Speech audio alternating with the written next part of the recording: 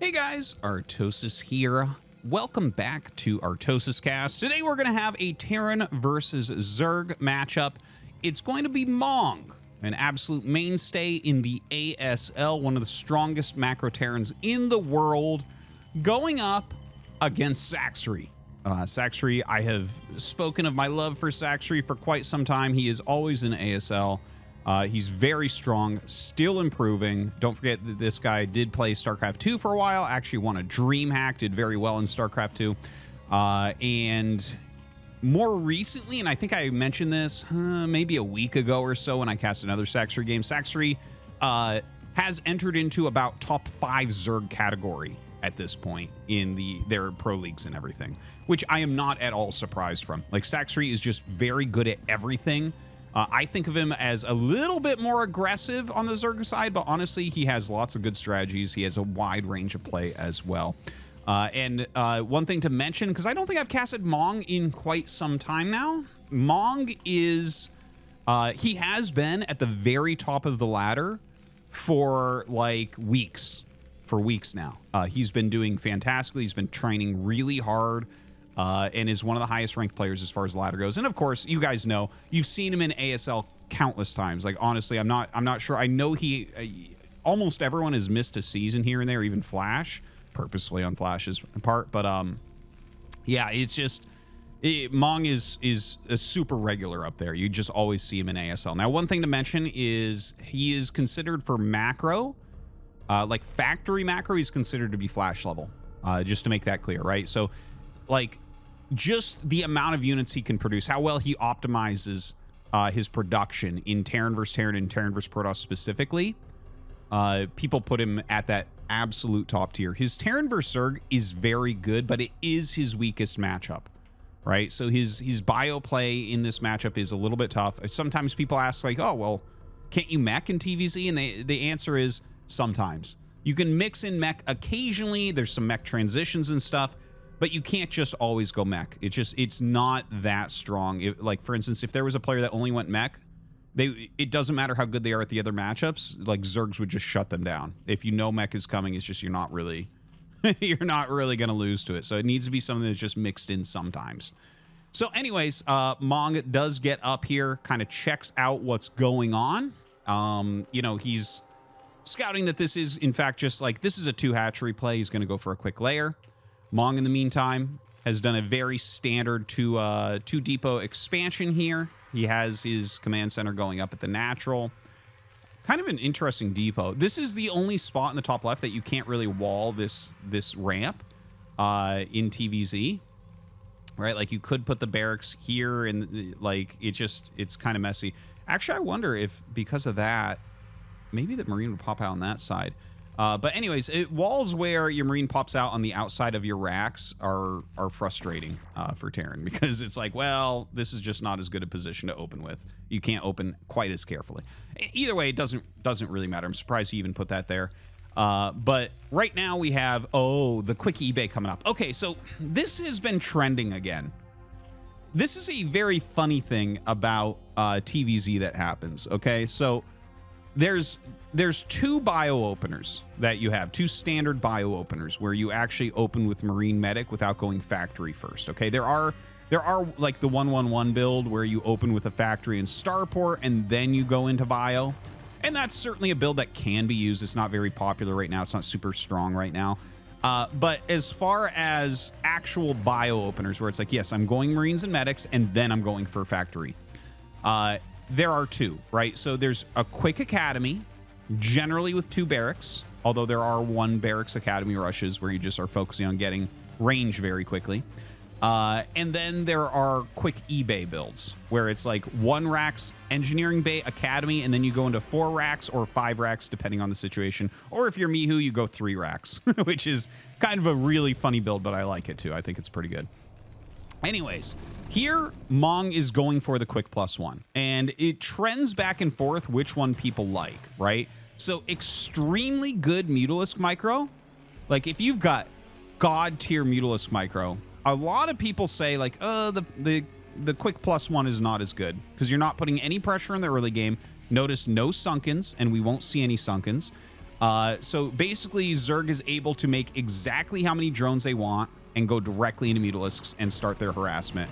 And hopefully, the idea is slow Terran down enough, and by the way, there's the 4 barracks, that they can't really put pressure on with that mid-game timing that this build is going for, right? And then there's the 2 barracks Academy Rush, where you go 2 barracks, and you push out before the Mutalisks, and you start forcing Sunkens, and that slows the Mutalisk count, and it slows the harassment, and you put more pressure on, but you have this slower +1 attack, and you have less Marines and Medics in the mid-game, so it's harder to actually pressure in the mid-game, and you're forced into a more defensive game as opposed to a more offensive game. So what Mong is going for here is the quick +1. He's going to have range stim. He'll move out when he has probably 16 plus Marines and 3 to 4 Medics, and he's going to try to pressure and maybe deny a 3rd base from being taken. So it's a very strong way to play.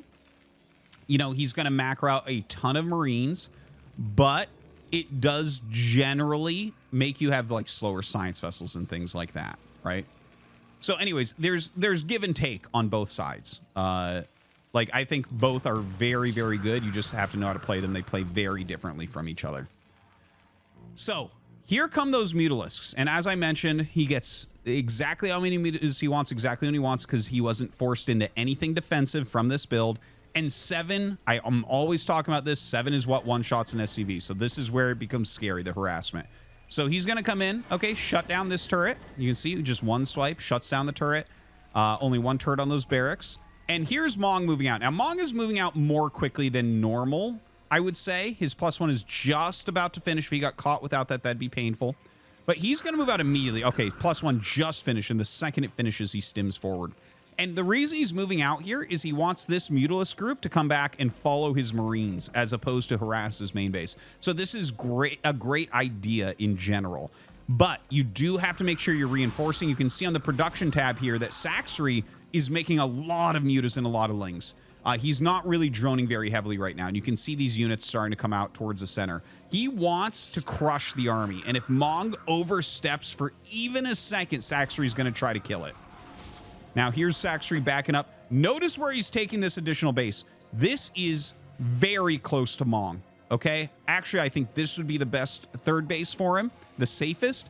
This is maybe the most dangerous but most powerful. If he gets this and holds it, he can throw down Sunkens on the high ground, have Lurkers on the high ground, and just be in a great spot for taking his 4th. Honestly, I think this base is even better. In fact, the reason he's taking this might be because it's hard for Mong to scout. Because if I'm Mong, I'm thinking most likely, 2nd most likely, 3rd most likely, 4th most likely, something like that. Or maybe this is the 4th most likely. So it's not a highly likely base. So it's kind of sneaky in that regard. I'll try to catch where Mong is scanning next time I hear it. But anyways, right now we have a lot of mutas in the center. The +1 Mutalisk Carapace is still on the way.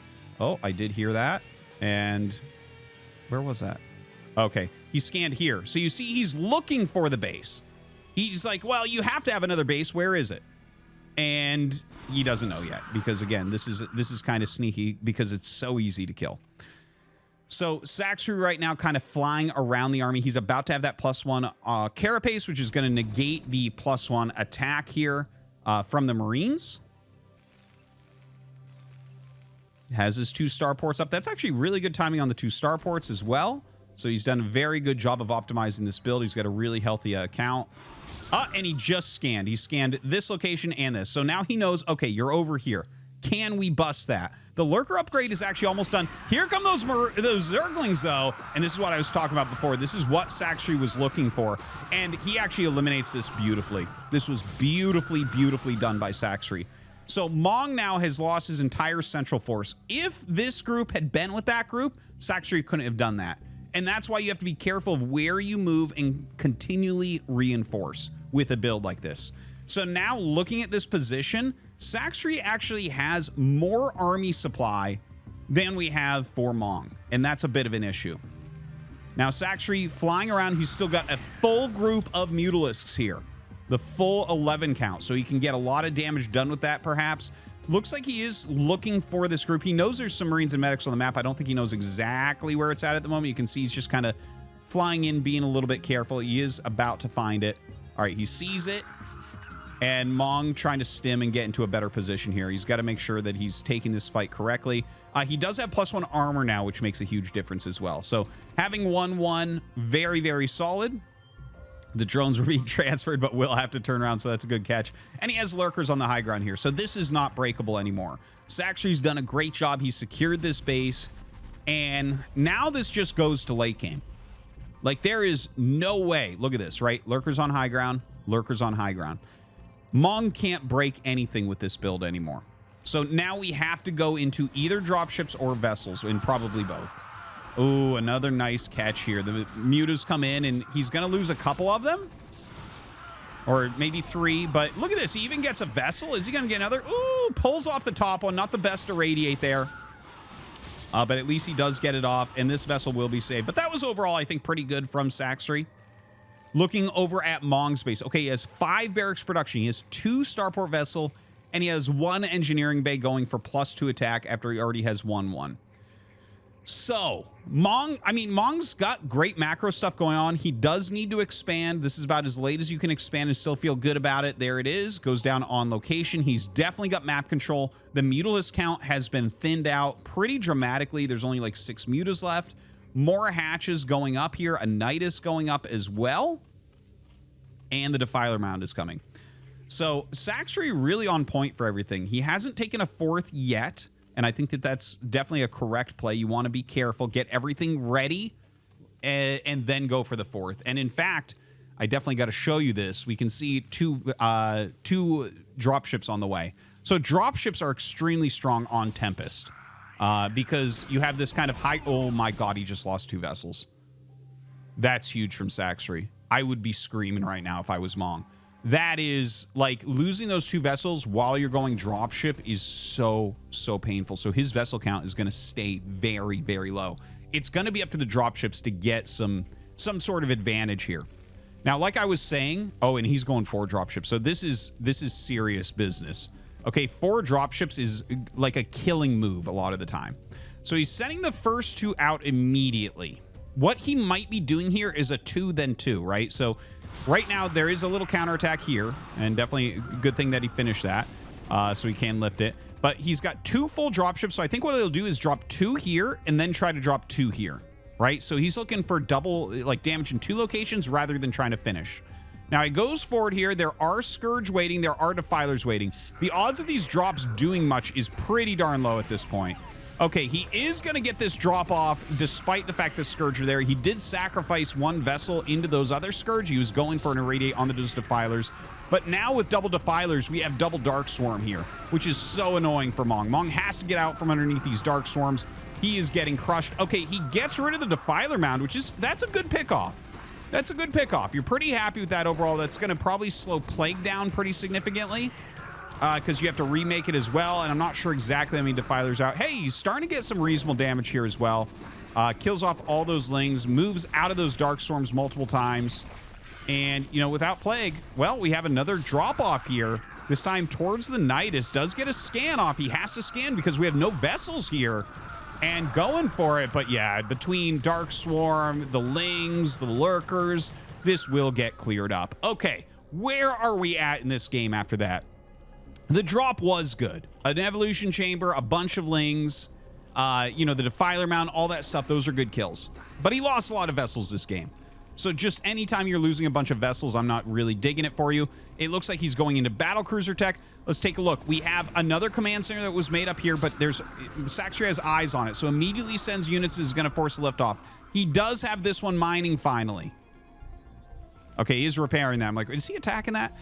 We have some defense here from Sacsri, who, oh my God, is he really getting +2 flyer carapace? Dude, that's... I don't even know exactly why, but that's cool. Why would...